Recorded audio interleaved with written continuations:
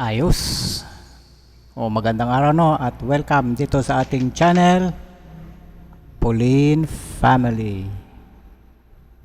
Okay, so sa video natin ngayon ay ituturo ko sa inyo kung ano yung tamang pag-install ng rain visor, no?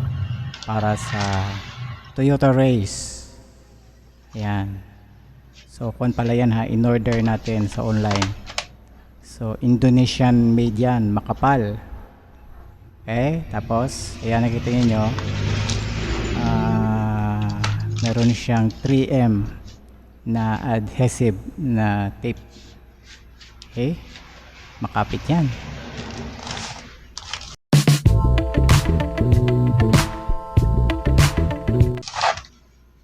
So syempre ang ituturo ko dito sa inyo ay yung paraan ng pagkakabit ng rain visor ay applicable din ito, no, sa kahit anong mga sasakyan. Pero syempre magkakaiba-iba lang yung fitting nila. Okay?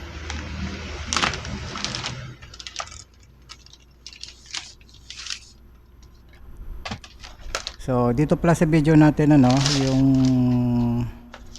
yung sa passenger side lang na rain visor yung ikakabit natin. So yan pala yung magiging guide ninyo sa pagkabit, yung logo na race. Yan yung sa corner ng pinto na ng sasakyan. Okay? So tulad ng sinabi ko, yung sa passenger side lang ikakabit natin. Papakita ko sa inyo, no, kung paano kinakabit yan. Tapos sa kabilang side, kayo na yung bahala. Okay, so yung una,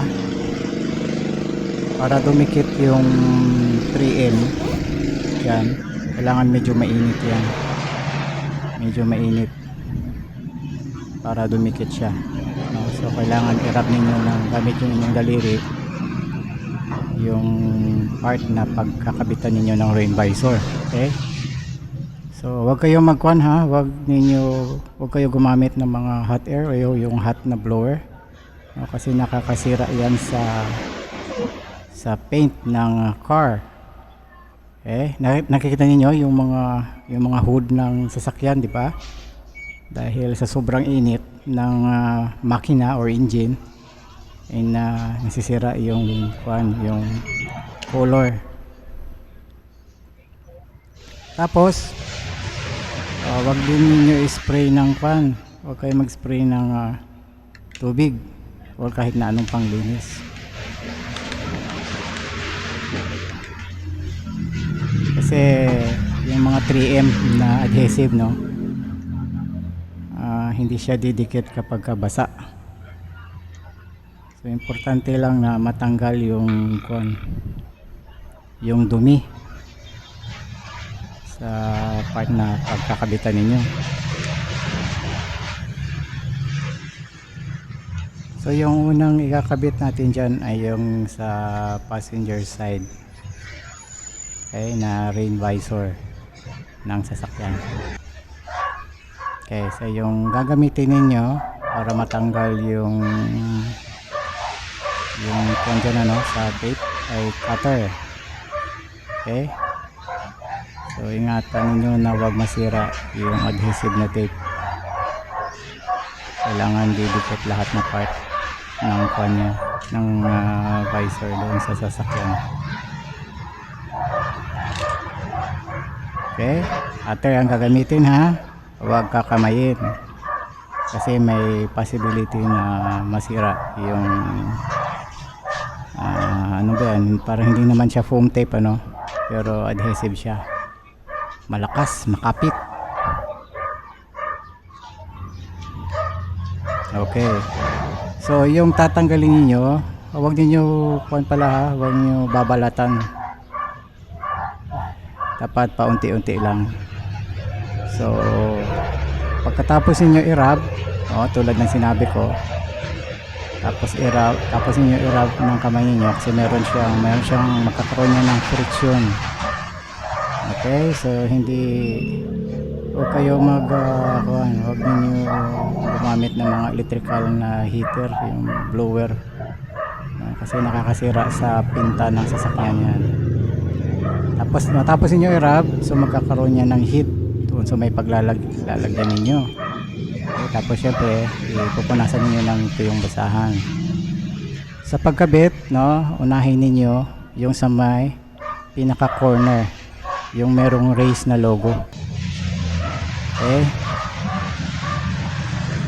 Okay, so pantayin na ninyo. Huwag muna tatanggalin, ha, or huwag mo muna babalatan yung adhesive na tape. O, ayan. Unti-unti ninyo ikakabit. Ipapantay ninyo siya. Ayan. Pasensya na, no, kasi wala akong camera dyan, wala akong cameraman na magbibideo sa atin, pero sana masundan ninyo yung idea na ginawa ko. So ayan, no, yung unahin ninyo yung sa bandang itaas, tapos huli na ninyo ikakabit yung sa bandang ilalim na. Oh, di ba, napakadali lang.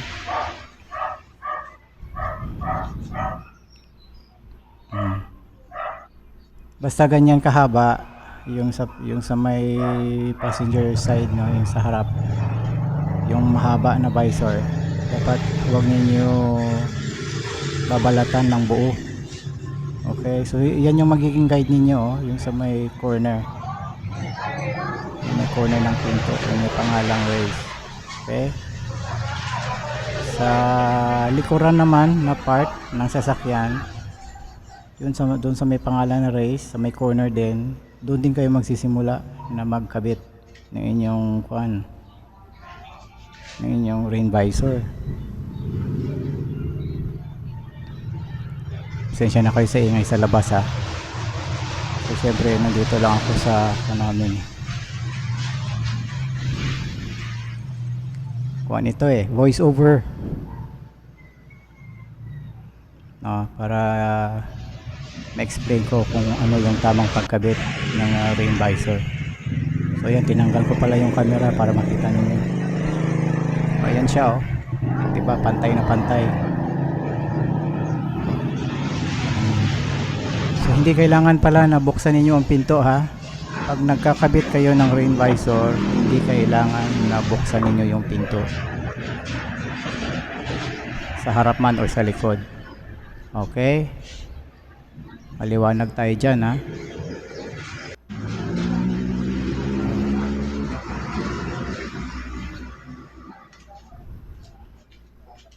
So ganun din yung paraan sa likuran na part. Bago niyo ikabit yung mga rain visor, kailangan i-rub niyo ng kamay niyo yung pagkakabitan. Huwag kayong mag-spray ng tubig o kahit anong panlinis. Okay, at huwag din gumamit ng mga hot air. Okay, importante lang na dry siya, no, at walang dumi.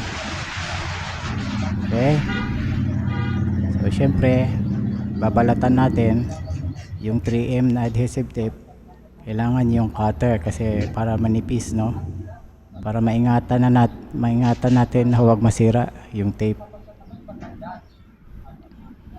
para didikit yung buong tape doon sa may kuha niya. Kasi alam nyo, kapag mabilis ang takbo ng sasakyan, kapag hindi ninyo na nadikit ng maayos yan, pwede yung lumipad, Okay, so mamaya meron akong ibabahagi sa inyo or tip para maingatan yung inyong mga rain visor sa inyong sasakyan. So dyan sa may likuran na part, no, pwede na ninyo tanggalin, o pwede na ninyo balatan yung buong 3M na adhesive tape. Kasi wala nang baba, nasa taas lang lahat, maikli lang naman yan, Okay, so doon na ninyo pantay ninyo. Okay, sensya na pala kayo sa Tagalog ko, ha, kasi iba yung lingwahe namin dito sa Negros, Pero syempre nakakapagsalita ako ng Tagalog at nakakaintindi rin ako ng Tagalog. Pilipino tayo eh. Diba? So sadya kong magsalita ng Tagalog para kahit saan sa mundo na merong Pilipino na nanonood ay naiintindihan tayo at makatulong itong ginawa nating video, no? So ayan, no, nirarab ko muna ng kamay ko para meron siyang heat, meron heat sa kuhan para dumikit. Okay, kasi kapag mainit didikit yan yung 3M, pero hindi naman kailangan sobrang init. Okay, saka huwag din kayo mag-spray ng kahit anong liquid kasi hindi didikit yung 3M na yan kapag basa. So importante malinis at dry siya yung surface. Okay, so balatan nyo na lahat kasi nasa bandang itaas naman yan, maikli lang naman yan eh. Okay, so dahan-dahan lang sa pagkabit. Yan, mabilis lang magkabit.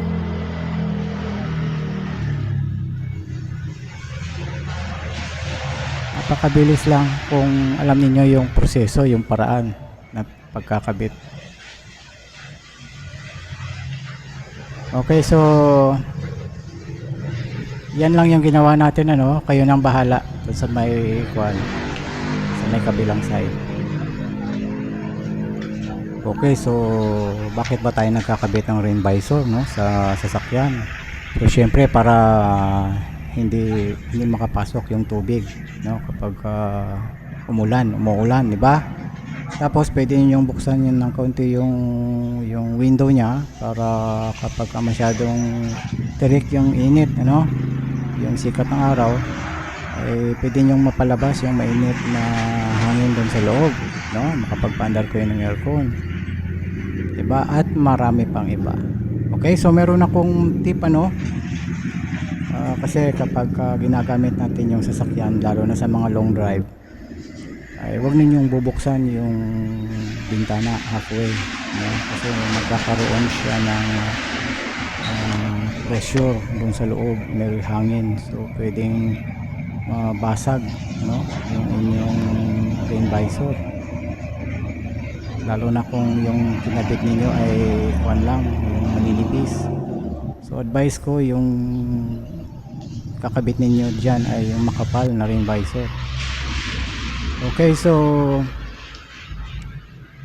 paalala lang, ano, huwag kayong maglalagay ng huwag kayong mag-spray ng tubig kapag magkakabit kayo ng rain visor kasi hindi didikit yung 3M na adhesive tape kapag mayroong basa dyan. Okay, much better na irarab lang ninyo yung kamay ninyo dyan, irarab ninyo, tapos pupunasan na lang ninyo ng tuyong basahan, tuyong trapo. Okay, tapos tingnan niyo yung surface, kailangan walang dumi.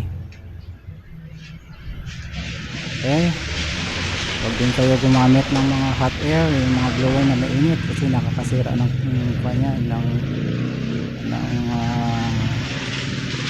paint ng car.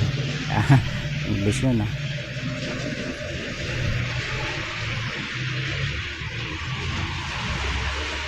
Okay, so hanggang dito na lang, ano. Sana ay nakatulong na naman itong yung ginawa nating video, no?